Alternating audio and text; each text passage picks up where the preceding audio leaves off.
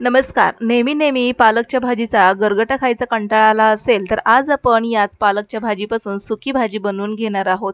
अतिशय टेस्टी अशी ही भाजी बनवून तयार होते. ही भाजी तुम्ही टिफिनला देखील देऊ शकता. पालक निवडून घ्यायचा आहे, 2दा पाण्याने धुवून घ्यायचा आहे आणि अशा पद्धतीने मोठ्या आकारामध्ये आपल्याला चिरून घ्यायचा आहे. आता इथे मी कढईमध्ये 1.5 ते 2 चमचे तेल घालून घेतलेलं आहे आणि यामध्ये मध्यम आकाराचा कांदा आपल्याला परतून घ्यायचा आहे.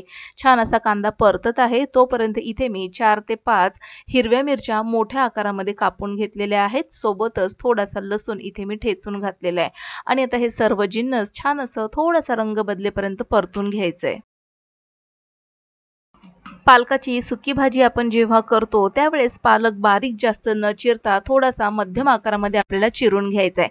एकतर या पालकाच्या भाजीमध्ये पाण्याचं प्रमाण जास्त असतं आणि शिजून झाल्यानंतर हा पालक सुक्का असा होण्यासाठी इथे आपल्याला मोठ्या आकारामध्ये ही भाजी चिरणं गरजेची आहे. कांदा मिरची लसूण छान परतून झाल्यानंतर इथे मी चिरलेला पालक घालून घेतलेला आहे आणि आता याला आपण परतून घेऊया. आता या पालकच्या भाजीमध्ये तुम्ही 2 प्रकारच्या डाळी वापरू शकता. एक तर तुम्ही मुगाची डाळ वापरू शकता किंवा तुरीची डाळ देखील वापरू शकता. तर पालकच्या सुक्या भाजीमध्ये मला तुरीची डाळ जास्त आवडते. त्याचं एक कारण म्हणजे पालकची सुकी भाजी बनवून झाल्यानंतर ती डाळ जेव्हा दाताखाली येते ना त्यावेळेस खूपच छान अशी लागते. आता हे सर्व जिन्नस आपण पुन्हा एकदा मिक्स करून परतून घेणार आहोत. यामध्ये आपल्याला चवीनुसार मीठ घालून घ्यायचं आहे आणि पुन्हा एकदा मिक्स करून घ्यायचं आहे. यावर झाकण ठेवून गॅस इथे आपल्याला स्लो करून घ्यायचा आहे. तोपर्यंत इथे मी शेंगदाण्याचं भरड असं कूट बनवून घेणार आहे. तर छान असं मिक्स झाल्यानंतर यावर आपण झाकण ठेवून गॅस मंद करून घेणार आहोत. तसं पाहायला गेलं तर पालक, शेपू, आंबट चुका याची हाटीव भाजी तुम्ही खाल्ली असेल तर नक्की एकदा करून बघा.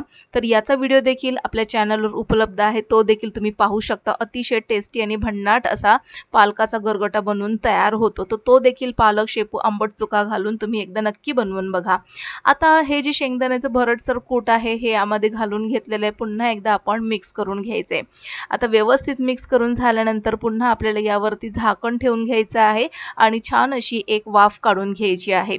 आता तुरीची डाळ इथे मी 5 मिनिटांसाठी भिजत ठेवली होती. त्यामुळे 1 ते 2 वाफेमध्ये तुरीची डाळ छान अशी शिजून तयार होते. आता तुरीची डाळ किती शिजवायची तर छान अशी दाताखाली येईल किंवा बोटाने बोटचेपी अशी होईल अशी ही डाळ आपल्याला शिजवून घ्यायची आहे. तर दुसरी वाफ देखील मी काढून घेतलेली आहे आणि आता बघा हा पालकचा आता तयार झालेला आहे.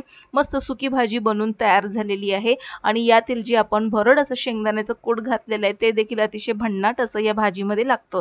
आता डाळ आपण बघून घेणार आहोत. तर अशाच पद्धतीची डाळ आपल्याला शिजवून घ्यायची आहे. तर पालकची भाजी तयार झालेली. ही भाजी तुम्ही टिफिनला देखील देऊ शकता. अतिशय चविष्ट अशी ही भाजी बनवून तयार होते. तर आजच्या सुक्या पालकची भाजीची रेसिपी तुम्हाला कशी वाटली हे आम्हाला कमेंट बॉक्समध्ये नक्की लिहून कळवा. रेसिपी आवडल्यास लाईक करा, शेअर करा, सबस्क्राईब करून बेल आयकॉन प्रेस करा. पुन्हा भेटूया नवीन एका इंटरेस्टिंग रेसिपी सहित. तोपर्यंत बाय बाय.